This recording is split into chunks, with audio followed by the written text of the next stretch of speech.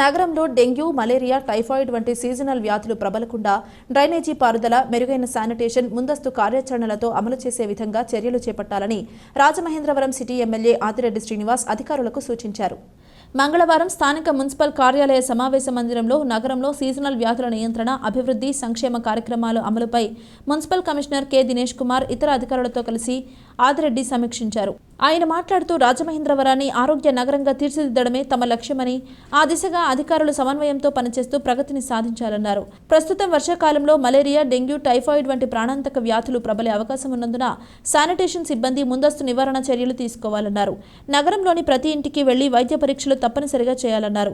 ఈ విషయంలో ఎటువంటి నిర్లక్ష్యం తగదని, అవసరమైతే మెడికల్ కిట్లు వెంట తీసుకుని తక్షణమే వైద్య సహాయాన్ని అందించాల్సి ఉంటుందని పేర్కొన్నారు.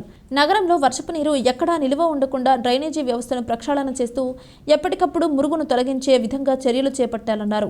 ఆర్ఓ ప్లాంట్ నిర్వాహకులు తప్పనిసరిగా రిజిస్ట్రేషన్ చేయించుకోవాలని, గుర్తింపు లేని ప్లాంట్స్ నిర్వహించడం చట్టరీత్యా నేరమన్నారు.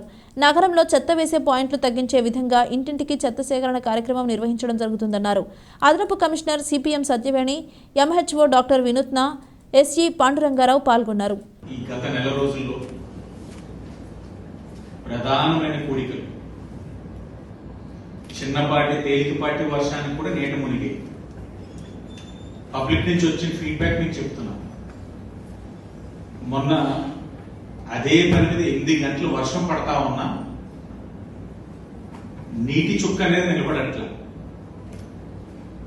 దాని క్రెడిట్ అంతా కూడా మీది, కమిషనర్ గారిది, ఎంహెచ్ఓ గారిది, ఏడీసీ గారు. మీరున్నారని గుర్తిస్తాం మేడం. అంటే వారు చెప్పేది ఎన్ని రోజులు చేయలేదని కాదు, చేయవలసింది మనం డీసిల్టింగ్ అన్న దాన్ని ఎక్కువ కాన్సన్ట్రేట్ చేయాలన్నది పబ్లిక్ ఒక ఆలోచన. అది మనం స్టార్ట్ చేసాం. కమిషనర్ గారు చెప్పినట్లుగా ఇది నెవర్ ఎండింగ్ ప్రాసెస్.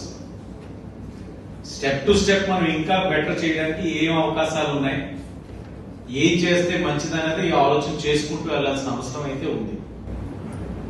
సార్ చెప్పినట్లుగా ఇప్పుడు డీలక్స్ సెంటర్ ఒకటి మెయిన్ ఏరియా కింద కనబడతాం. కంబల్ చెరువు చుట్టూ ఉన్న మేజర్ డ్రైన్స్ చూసుకోవాల్సిన అవసరం ఉంది.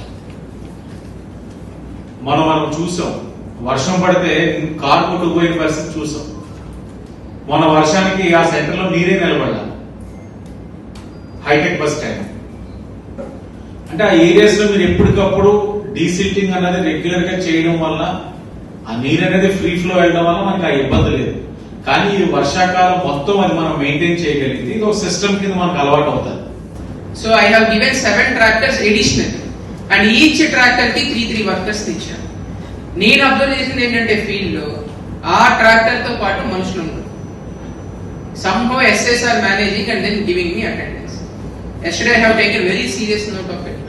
If I am getting to see that మీరంతా ఏం చెప్తారు, మాకు వర్కర్లు లేరు, లేకపోతే మాకు క్లీన్ చేయడానికి లేరు, అది ఇది అని చెప్తారు. ఇప్పుడు రిక్షా వర్కర్స్ ని మనం డబుల్ షిఫ్ట్ చేసాం. ఇదివరకు వాళ్ళు మార్నింగ్ షిఫ్ట్ ఒక్కళ్ళే వచ్చేది, మీకు కూడా తెలుసు. ఇప్పుడు మనం మధ్యాహ్నం కూడా రమ్మని చెప్తున్నాం వాళ్ళు. సో వాళ్ళకి అడిషనల్ గా శాలరీ కూడా ఇంక్రీజ్ చేసాం రిక్షా వర్కర్స్. సో మీకు ఉన్నటువంటి రిక్షా వర్కర్స్ 350 మంది ఉంటే దాన్ని డబుల్ షిఫ్ట్ చేయడం వల్ల ఆల్మోస్ట్ 350 పీపుల్ యాడ్ అయ్యారు. అండ్ దెన్ అడిషనల్ గా ఈ టిట్కో హౌసెస్ వీటన్నిటిలో బికాస్ మన బెనిఫిషరీసే ఉంటున్నారని చెప్పి మనకి ఎమ్మెల్యే గారు ఇచ్చినటువంటి రిప్రజెంటేషన్ బేస్ చేసుకుని అక్కడ కూడా శానిటేషన్ ఇబ్బంది అవ్వకూడదు, బట్ అది చేస్తా ఉన్నప్పుడు మన సిటీ శానిటేషన్ ఇబ్బంది అవ్వకూడదు అని అడిషనల్ గా 40 వర్కర్స్ కి పర్మిషన్ ఇచ్చాను. సో 25 పీపుల్ ఎక్స్క్లూజివ్ గా మనం టిట్కో హౌసెస్ కి ఇచ్చాము.